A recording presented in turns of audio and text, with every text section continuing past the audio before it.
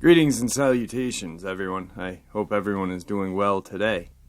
Today I've got a very, very interesting but terrifying encounter that I want to share with you. Also, I've got a couple of other encounters, but the one I want to share with you is the first one. I want to share them all, but you get the gist of what I'm saying. Anyway, on to the links. As you know, I rely on my Patreon, my PayPal, and my merch to help the channel to continue to grow and go. Those links are in the description below. Also, Dogman, Frightening Encounters, Volume 1, 2, and 3, the audiobook version, is available on Audible, Amazon, and iTunes. They were written by Tom Lyons, narrated and produced by me, Jeffrey Nadolny. The links to those are in the description as well. Now, I've taken way too much of your time. Let's get on with today's upload. Or second upload. Shall we? Today's first part of the upload.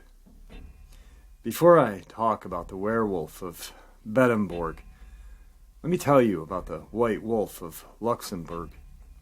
During my time with the U.S. Army, I took a nice R&R break to Paris, France, with a stopover in Luxembourg. The year was 1974. I was stationed at Merle Barracks in Nuremberg, Germany. The thing that's nice about being stationed in Germany is there were so many European countries close to Germany, and it was so easy for me to travel here and there. Travel was inexpensive when you're in the Army, and I definitely took advantage of all the travel deals the Army threw my way. Being stationed in Germany, I met a German girl named Hilda from Luxembourg. She invited me to Luxembourg and promised to show me all of the sights. When I arrived, I was given an assignment. I, at the time, was working for the CID, Criminal Investigation Division, DST, Drug Suppression Team. I was an MP, working undercover narcotics. My code name in the CID was Pork Chops. CID asked if I was going to Luxembourg, if I could go to the discotheque and try and locate the drug supplier to Army soldiers, nicknamed Dr. Feelgood.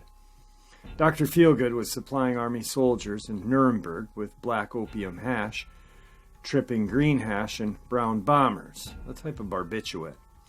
I agreed that I would try to seek out Dr. Feelgood and make a controlled purchase from him. I met up with the German girl named Hilda, and she showed me some of the sights of Luxembourg. We even visited the Vedian Castle and the Victor Hugo Literary Museum. In the evening, we went to the discotheque and that Dr. Feelgood would frequent. While at the discotheque, I tried to locate Dr. Feelgood without any success. This was the first time I'd ever went to a European disco.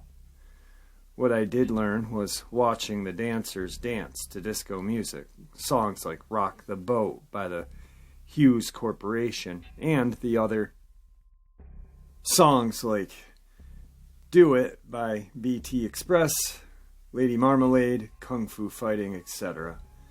I was amazed watching the dancers execute their fancy steps. Little did I know that CID later on in my career would send me undercover to various discos throughout Germany.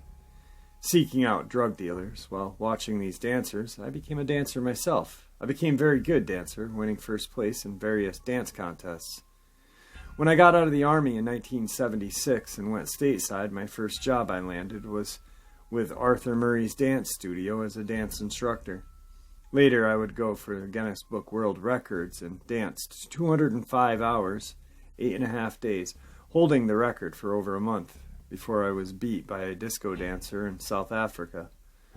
My first attempt at gaining the world record was by dancing 72 hours. This was not good enough, and I eventually attempted the world record and succeeded with 205. But this is not about my career in disco dancing, just the fascination of paranormal.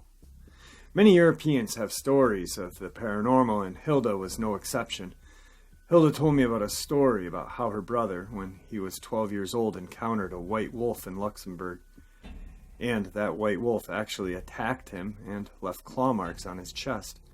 I had an opportunity to meet Hilda's brother, and he opened his shirt to show me the scars on his chest from this white wolf. I learned that stories of wolves and werewolves were common in Luxembourg, as well as many other countries in Europe. This is the story of the werewolf in Bedenburg. Bedenburg is a commune and town in southern Luxembourg. Apparently, a creature of some kind believed to be a werewolf prowls the hills of Bedenburg, and it howls, and they can still be heard today. Here is the story behind the legend. A young man who was supporting his elderly parents went off to war. The townfolk heard nothing from this young man, and the townfolk wondered if he was still alive. His elderly parents, very concerned about the whereabouts of their son, and wondered if he was killed in the war. The parents, broken-hearted, passed on. It had been many years since they had last saw their son. Their son became a forgotten memory to the townfolk. On one given day, a disabled soldier came down the road to Bedenburg. He seemed to appear out of nowhere. It was evident that this disabled soldier had witnessed horrifying things and had undergone nightmarish times. His eyes were full of shock and horror. He was cursing underneath his breath as he approached the town. The disabled soldier finally took a seat and kept mumbling to himself. He spied a crucifix made of stone and, like a crazy man, started throwing stones at the crucifix. The disabled soldier acted like he was possessed by a demon. He destroyed the stone cross, and then after the destruction of the cross, he left the town of Bedenburg. From that day on, the town of Bedenburg became haunted by a savage, horrific beast that looked like a wolf. This wolf would violently slaughter any living animal or human crossing its path. The townfolk no longer thought this to be a wolf. They made the determination that it was actually a werewolf. A monk asked the townfolk to create silver bullet to kill this werewolf. On the silver bullet they would engrave holy names of the Bible. The townfolk sought out one of their own, a marksman who was known to have an accurate shot when hunting deer. The townfolk marksman made good with his expertise with the rifle and killed the werewolf. To the surprise of the villagers, when they approached the dead body of the werewolf, it transformed into the crazy disabled soldier. The dead disabled soldier was cremated and prayers were said over his ashes. The villagers spread his ashes in an unknown location, and the town was never terrorized by a werewolf again. There are some townfolk who still make the claim that they can still hear the howling of this werewolf at night.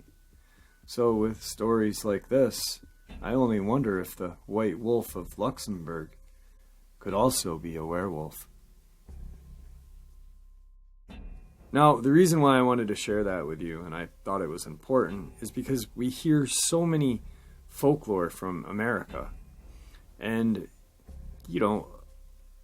the majority of us, our heritage is from European countries. And we kind of lost touch with the old stories from across the sea. And I found it very interesting because, there's so many Dogman encounters from America, and we just get caught up in those, but the European ones are just as interesting and just as terrifying and older. This one wasn't too old, but still old enough. But just so crazy. Just really interesting. I hope you guys liked it. I'm going to share some more encounters with you, but I really liked it, and I wanted to share it with you guys. So if you didn't like it, I apologize. If you did, that's awesome. Today's second encounter. My name is Derek Randalls. I'm 44 years old, and I live in Washington. I'm the co-founder of the Olympic Project in Washington State, and I've researched Sasquatch since a sighting and encounter I had in 1985. The encounter I'm going to share happened in the late 90s, I believe 1998.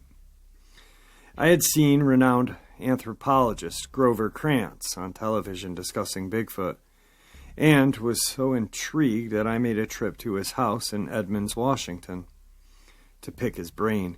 To be honest, I invited myself over. At that time, Grover, I believe, was a professor at Washington State University in Pullman. I'd always wanted to talk with him about many things, but one major question I had was about ways he imagined one could attract or lure a Sasquatch into the field. We sat down and talked. I asked many pointed questions. One of them was where, in his opinion, was the best place to encounter a Sasquatch. He did not hesitate to answer. McCall, Idaho. I found that interesting, and it made sense, as McCall was still a remote part of Idaho. Right after I asked him, if you went to such a place, what, in your opinion, could you do to possibly attract a Sasquatch or lure to your position? He chuckled and said, well, maybe a baby crying. I replied, wow, that's interesting. He went on to describe how if I made a tape of a baby crying, got to a remote location where I knew they existed, played the tape, and, if the circumstances were right, I could draw a Sasquatch in. As I sat and listened to him, a light bulb went off in my head. I returned home, and the very next night, using a cassette recorder, recorded my young son, who happened to cry a lot. I got a good bit of him crying, then turned it into a looped tape, which I could play continuously until the cassette ran out. Armed with what I thought was an ingenious idea, I headed out for an area called Burnt Fork in the Blue Mountains. I had heard about Burnt Fork because it was where Paul Freeman, a Sasquatch researcher in the area at the time, had investigated sightings and encounters some hunters had with a Sasquatch. Now, I figured if I was going to find a Sasquatch, this would probably be one of the best places to go. I drove to the area, put on my backpack, and started out on my hike. I have to say, for the area is vast and remote. I hiked for approximately 6 hours in one direction until I got down to the bottom of a ravine. I looked around and thought, this is perfect. As far as I could surmise, this was close to the area where the hunters had their encounter the hunting season prior. It was getting late in the day, so I immediately set up where I'd be waiting. I found a large tree approximately 60 feet above the bottom of the ravine. With a good and clear vantage point, a creek ran through the base of the ravine, and the area around it was mostly open except for brush that sat on the opposite side, which still about 8 to 10 feet. I took off my pack and settled in. Armed with a Sony night shot camera that had a Generation 3 night vision monocular, which married up to a front of my camera, I was prepared to record anything I encountered or that happened. I had gotten the camera from Jeff Meldrum, professor of anthropology at Idaho State University, 1 or 2 years before when he invited me to join the North American Ape Project to do some investigation for the group. The camera at the time was really state-of-the-art stuff. To this day, it's really an amazing piece of equipment. From my position, I looked around and thought that I found a good spot. It didn't take long for it to start getting dark, and it was then that I had my first reservations about what I was doing. Many questions soon came. Was this a good idea? Was this a bad idea? Was I stupid? I pushed those questions out of my mind temporarily and waited. Quickly, it got very dark. I was pretty tired from the hiking and the drive up earlier in the day. I was hoping I could stay awake for a while to see if this was going to work and was worth it. Before long, it was pitch black. I couldn't see anything, but I could hear the creek running down the ravine below. Finally, I decided to do what I set out to do, so I turned my cassette player on. I immediately noticed the acoustics from my particular spot were very good. As my son's cries carried through the air, I could tell it was going a long distance. This was good because if I was going to lure something in, it needed to go far. In fact, as I sat and listened, I was impressed that the crappy recorder I was using worked so well. After probably about an hour, it was getting more and more difficult to listen to my son crying over and over and over again. I was also starting to get a bit of a headache. I let it go on for a bit longer, did a battery change, and fired it back up. More time went by, I can't recall how long, but it was getting late and I was having a tough time staying awake. I really was ready to turn off the crying because my headache was getting worse, but I decided to hang on a little longer. I figured I'd come all this way. I should take it as long as possible before quitting. Suddenly, on the range opposite of where I was sitting, a loud crash sounded. I perked up. Any signs of fatigue vanished in that moment. I reached into my pack out of an abundance of caution and pulled out my pistol. I always pack a firearm when I go into the wilderness, and this wasn't unlike any other time. So I got out my pistol and made myself ready. My son's cries were still going, as I hadn't stopped playing the recorder, but the crashing on the opposite side of the ridge was also still there. 5 minutes or so went by, and the crashing was still echoing through the ravine. But it was now getting louder as whatever was making the noise advanced towards me, or should I say towards the sound of my son's cries. It was then that I started to seriously evaluate the question. What the hell was I doing out here? And, to be honest, my judgment. I was a long way out in the woods, a good 6 to 8 hours away from anyone and vulnerable. I was also trying something that, as far as I knew, had never been tried before. As the crashing got louder and louder, I grew more tense and nervous. I got my camera ready to start filming, but I also had my pistol as well, just in case. The sounds of the crashing grew louder. I was now beyond just tense. My hands began to shake, and fear began to grip me. It then dawned on me that whatever was coming wasn't really coming for me, but to the cries. It was coming to the cries of my infant son. My mind was racing. I asked myself, is this a Bigfoot? Is it two Bigfoot? Is it a bear? What is it? The sounds grew in volume, as did my fear. At this point, I couldn't stop questioning my poor judgment. Like a locomotive, whatever it was had now reached the flat part of the ravine and was coming toward the creek. I could now tell it was on 2 feet, as I could hear the heavy and violent footfalls. If I could give an analogy, it sounded like a linebacker racing through the woods without regard for anything around it. I was now hanging on reality by a thread. I didn't know what to do.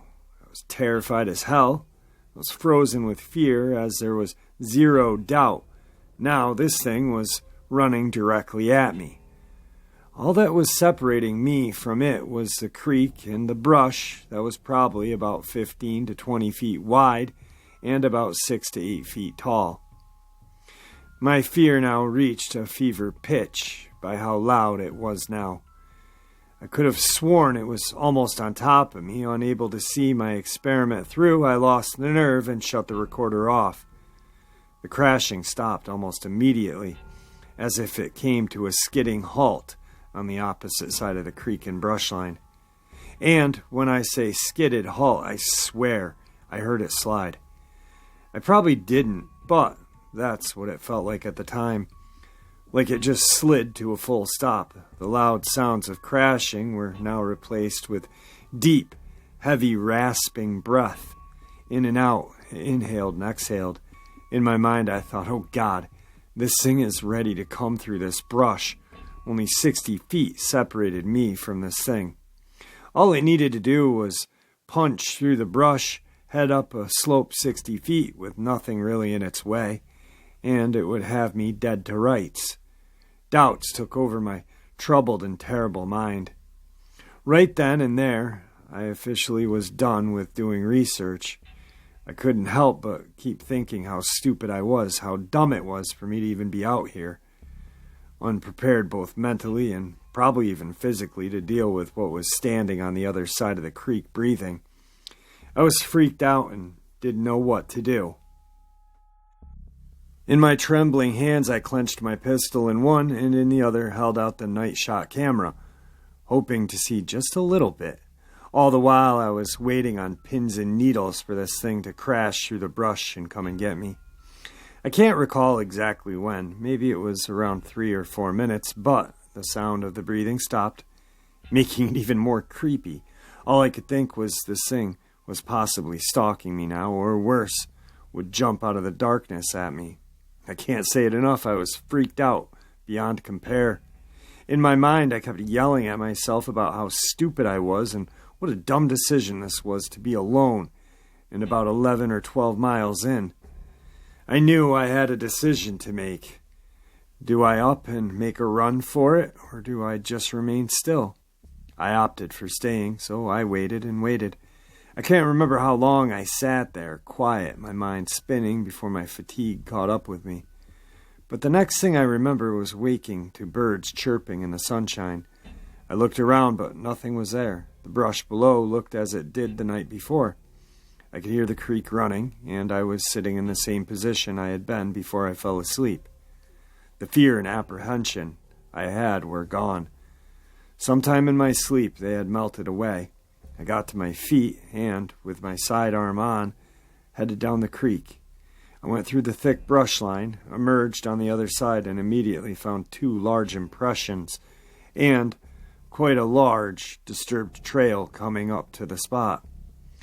That moment, reality struck me. Those were Bigfoot tracks. I couldn't believe it. I just couldn't believe it. Then my mind shifted to what would have happened if I hadn't turned the recorder off. Would I be here today? Would that thing have torn me apart? I quickly documented the tracks photographically, went back to the tree where I had spent the night, gathered my gear, and began the long hike out. On my 8-hour hike back, I never encountered anything else, but I did go back and forth about my judgment concerning what I had done, and if I'd have a future with research. Many years separate me from that moment, but I'll never forget it.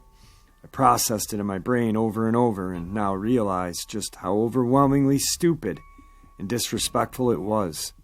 I know it sounds weird, but here I am using the cries of a baby to lure something in, but what I was really doing was toying with its emotions.